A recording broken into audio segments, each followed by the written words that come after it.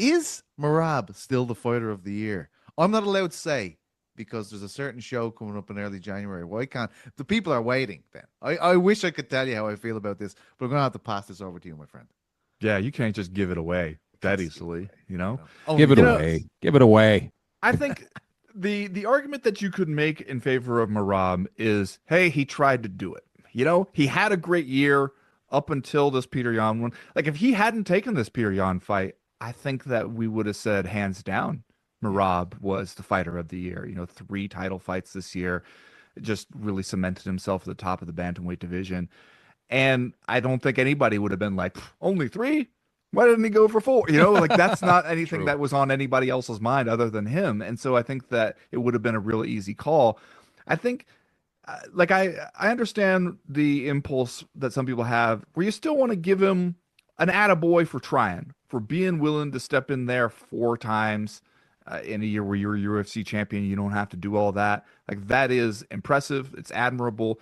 He put on a hell of a fight against Merab. That was definitely one of the fights of the year, if not the fight of the year.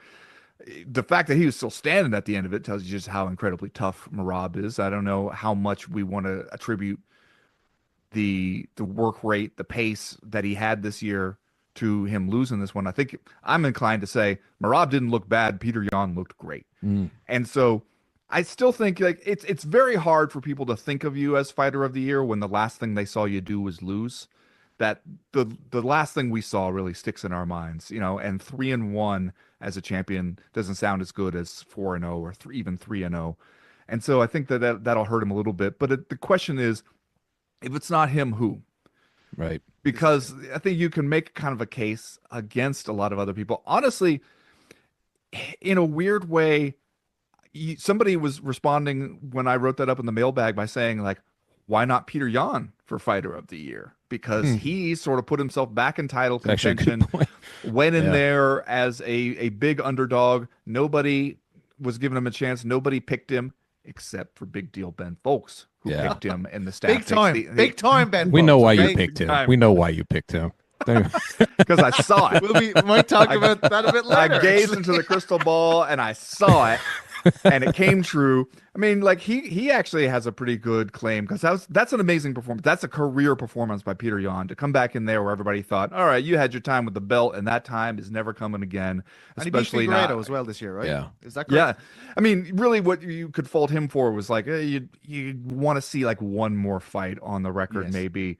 But other than that, it's like, do you say it's Islam Makhachev because, you know, he beat Renato Moicano, which that was not exactly anybody's idea of Money Moicano? Like, huge win. What a and that's not Islam's like fault. a few hours notice. He was gonna fight Arman Sarukian, you know, he was willing to do that, and then it was out of his control that it ended up being Moicano. So you don't really. It's to his credit, actually, that he still fought, you know, on that card. Yeah. And then he goes up a weight class, but against a guy who had not really had a chance to solidify himself as like a champion who we all thought of as by far the best 170-pounder in the world. He absolutely ran through that guy. So that's good. You know, like he had no competitive fights in the year, really. Like, that's impressive. You know, that's just dominance right there. You can make a case for him there.